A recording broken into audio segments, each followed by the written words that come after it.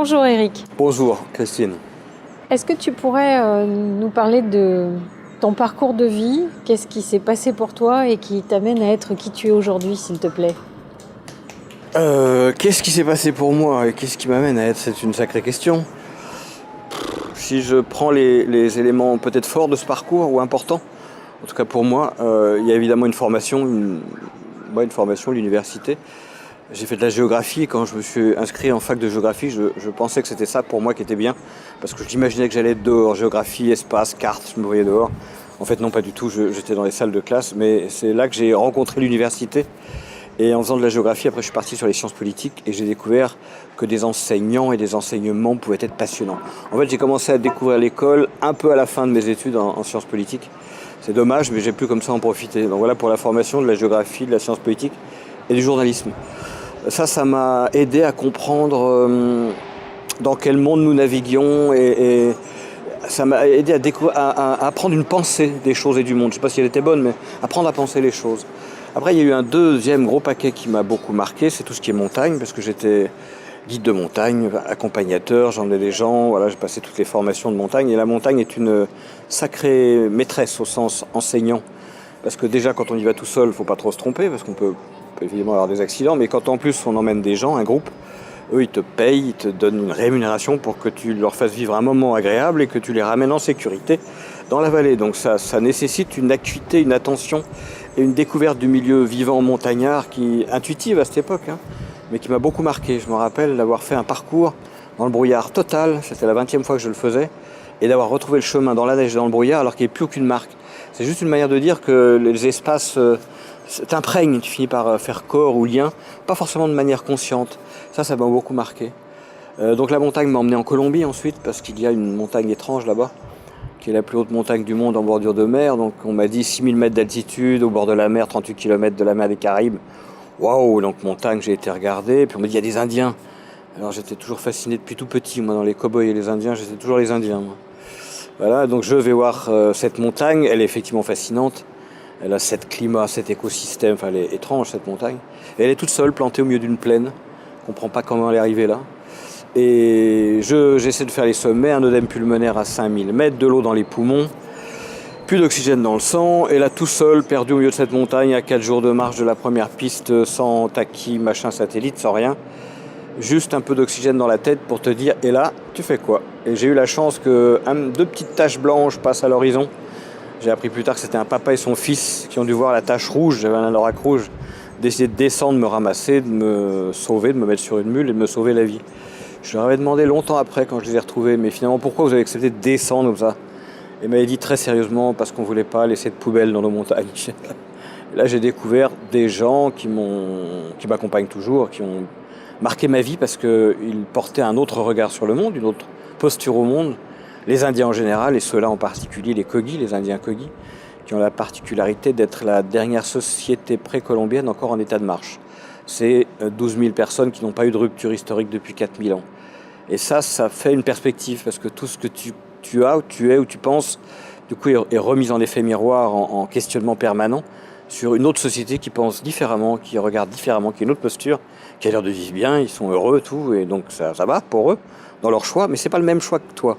Donc du coup, quand il y a un 2 comme ça, des perspectives comme ça, sans autre enjeu que le dialogue, il n'y a pas d'enjeu autre que ça, waouh, ça décolonise complètement, ça ouvre complètement, ça bouscule complètement la tête, et ça t'amène très vite à apprendre à regarder ton monde, puisque tu as un autre monde de référence. Voilà, après, c'est des pertes d'êtres chers un peu violentes. Un frère de cœur que j'ai accompagné et qui m'a accompagné pendant 10 ans, qui s'est fait enlever par la mafia et exécuté de manière un peu rude, on va dire. Et là, c'était là aussi un enseignement. Je dirais pas que c'était un maître, c'était pas dans cette posture-là, mais il y avait quand même une relation, quelque chose de la transmission qui se passait, mais pas dans une relation conscientisée. Je cherchais un maître et lui était mon maître et j'étais son élève. Mais c'est sûr qu'il m'a énormément appris, y compris dans sa mort, y compris maintenant qu'il n'est plus là. Et continue à m'apprendre beaucoup. Souvent, je me pose des questions, j'essaie d'imaginer comment il faisait, comment il aurait réagi face à ça, pas forcément pour le copier, mais pour essayer de me rappeler comment il était. Voilà, pour le parcours, après j'ai décidé de rentrer dans le... Enfin j'ai décidé, non, j'ai rien décidé. J'ai répondu à une annonce du Monde, le journal Le Monde, À l'époque, je ne comprenais pas ni le titre, ni l'intitulé de l'annonce. Et ils recrutaient des consultants, je ne savais pas ce que c'était qu'un consultant. Maintenant, je dis en rigolant, dans consultant, il y a con et sultan. Il y a ceux qui s'y croient, quoi. Et donc, je suis rentré dans le domaine du conseil sans savoir quel était ce domaine, qu'est-ce que ça voulait dire d'être consultant. Et les gens, après, m'ont bien remis à ma place en me disant, on t'a pris parce que tu connaissais rien. Une manière de dire, on va pouvoir te former. Bon, d'accord. On part à zéro. Ouais. Donc là, j'ai appris une forme de rigueur dans la pensée, qui n'est pas inintéressante, dans l'analyse des situations.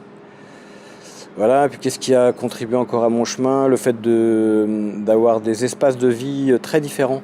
Alors, il y a les Indiens, bien sûr, mais il y a Paris, il y a le monde de l'entreprise, il y a une exploitation de moutons avec tout ce que ça veut dire. Et ça t'amène à prendre un recul et à relativiser tout ce qui est dans un endroit vis-à-vis d'un autre en permanence. L'inconvénient, c'est que ça t'isole, parce que tu regardes beaucoup et finalement tu te sens peut-être nulle part. L'avantage, c'est que ça te met en recul et c'est plutôt jubilatoire de passer d'un monde à l'autre. Voilà. Je me présente souvent comme explorateur d'interstices. Les interstices, c'est les zones entre, c'est les passages, c'est les pas de porte, c'est les zones où tu peux explorer entre des choses un peu plus formelles et rigides. Je suis quelqu'un qui cherche les petits passages, les petites failles. Ça vient peut-être de la géographie. Il y a ce qu'on appelle la gélifraction dans le massif du Mont Blanc. C'est des failles dans le granit qui compose le Mont Blanc. L'eau fond dans la journée quand il fait très chaud. La neige fond, et s'infiltre dans ces petites failles. Et puis quand la nuit vient et que la température redescend sous zéro, elle gèle. Donc elle change de volume, elle fait de la gélifraction. Donc je suis peut-être un révolutionnaire au sens changement de regard. Merci. Est-ce que tu peux nous dire comment ce parcours de vie ça influe sur ton quotidien? C'est-à-dire que qu'est-ce que ça change dans ta façon de faire? Les gens viennent te voir, te sollicitent pour cette singularité que tu as, la tienne en tant que personne et ce parcours de vie. Et donc, qu'est-ce qu'ils viennent chercher? Qu'est-ce que tu leur apportes en fait? Qu'est-ce qu'ils viennent chercher? Qu'est-ce que je leur apporte? Je dirais qu'il y a deux choses. Il y en a une, je dirais que je n'ai plus trop peur. Et ça doit se sentir. Parce que à partir du moment où on n'a pas peur, dans le cas d'un métier de consultant, de perdre ou de gagner un client, à partir du moment où on n'a pas peur de l'image qu'on donne, on n'a pas peur, on s'en fout. Enfin, c'est pas qu'on s'en fiche, c'est que c'est pas important, c'est pas là que ça se passe. Du coup, on a une certaine assurance dans ce qu'on est, avec ses limites.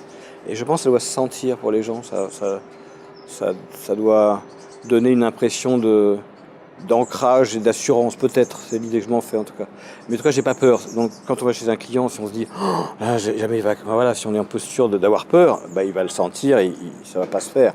Par contre, si vous êtes dans une certaine évidence pour vous, bonne ou mauvaise, voilà, je pense que ça c'est pas négligeable. Et ça vient d'avoir vécu une très grande diversité de situations et de ne pas avoir trop peur de ce que je suis moi et de m'accepter, voilà. Donc à partir de là, tout se passe bien.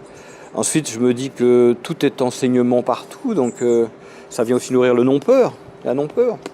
Il se passe quelque chose, ok, voilà. Ça n'a pas beaucoup d'importance, ça se passe. Positif ou négatif, ce n'est pas très intéressant, important. Et après, le troisième plan, je pense qu'il y a quelque chose de l'ordre, j'imagine, pour les gens, une espèce de projection fantasmagorique, exotico. J'ai des clients qui m'ont dit avec toi tu vas nous faire de la magie. Non, je fais pas de magie, non. Je sais pas l'image que ça renvoie, mais les Indiens, chamanisme quelque part. Je sais pas, mais je pense qu'il y a quelque chose de ça qui attire les gens. Un exotisme au travers de toi. Un espèce d'exotisme pas très clair, au regard peut-être de la conformité d'une vie, quelque chose qui fait un peu rêver. Je sais pas. Voilà, donc en fait, ce que ça a apporté, et la différence, je pense, c'est juste une question de posture, d'être, manière d'être, peut-être. Alors, cette interview, elle est aussi dans le cadre d'une rubrique particulière qui s'appelle « Quel avenir pour l'humanité ?» Et dans ce cadre-là, je voulais savoir un peu quel pouvait être ton regard, de par cette posture que tu as d'être à la fois occidental et d'être au milieu des grands frères, un petit frère accepté. Donc ça veut dire un regard sur l'humanité plurielle et diverse beaucoup plus large. Et selon toi, ça pourrait être quoi? C'est notre avenir d'humanité. Qu'est-ce que tu auras envie en tout cas d'en dire? Qu'est-ce que ça t'inspire? Et ben, la première envie que j'aurais, et ce que ça m'inspire, c'est que j'en sais fichtre rien. Et je crois que j'ai rien envie d'en savoir. Et que même quoi que j'en sache ou que j'en veuille, ça changera pas forcément. C'est pas que ça changera pas les choses, mais ça n'a pas beaucoup d'importance. Par contre, ce qui me plaît, ce que j'ai envie de vivre et ce que je peux en dire, c'est que j'essaye au maximum d'être un peu, j'avais écrit ça dans un livre, dans le courant du fleuve, dans le courant de la vie. Parce que je me dis qu'en étant dans ce courant-là, dans quelque chose qui nous traverse et qui forcément traverse nos mondes, aussi artificiel soit-il, nous sommes avant tout des êtres vivants. Le simple fait d'accepter d'être traversé par ça nous met parfois en tension avec un monde qui n'en a plus toujours conscience et qui parfois a des pratiques et des comportements étonnantes. Quand on regarde simplement la violence, une forme de violence qu'on déploie vis-à-vis de la vie, du vivant, de la nature. Il suffit de voir une mine de charbon, il suffit de voir les énormes mines à ciel ouvert, les tracés d'autoroutes, enfin voilà, la nature a été réduite à quelque chose de tellement matériel et tellement utilisable qui n'a plus de sens pour nous que d'être à notre service, que là se situent des déséquilibres. Donc je pense que rester dans le courant, c'est simplement pour soi une question d'éviter trop de déséquilibre, disharmonie, maladie, problème. Donc j'essaie de rester en lien et d'illustrer que ce chemin, même dans notre modernité un peu folle, il est possible. Et ça va. Et je suis pas mort de vivre comme ça. Même si j'ai pas le chauffage central toujours, même si les avantages de la modernité ne sont pas là. Donc qu'est-ce que je voudrais pour l'humanité ? Je sais pas, j'ai juste des moments qui me réjouissent. C'est des moments où tout d'un coup il y a un petit miracle d'humanité qui se passe. Il y a eu ces miracles pendant la guerre de 14-18 où des Allemands et des Français se sont dit mais c'est quoi ces conneries, partageons la dinde, enfin partageons ce qu'on a. Voilà, il y en a d'autres partout dans le monde. Joyeux Noël qui a été fait là-dessus. Il y a des tas de petites étincelles d'humanité et je me dis si on pouvait les savourer, peut-être les multiplier comme les petits pains, je sais pas, et comprendre que sans doute la vie dans toute sa beauté versus humaine, elle est peut-être là.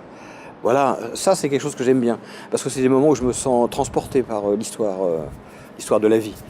Le reste, j'attends de voir ce que grande dame nature va accoucher, parce qu'elle va bien accoucher quelque chose, et j'aimerais bien être aux premières loges pour le voir, mais je sais pas ce que ça va être. Et à la limite, je m'en mets un peu égal, j'ai envie d'être surpris, quoi. Et je pense que je serai surpris. Elle est bonne metteuse en scène.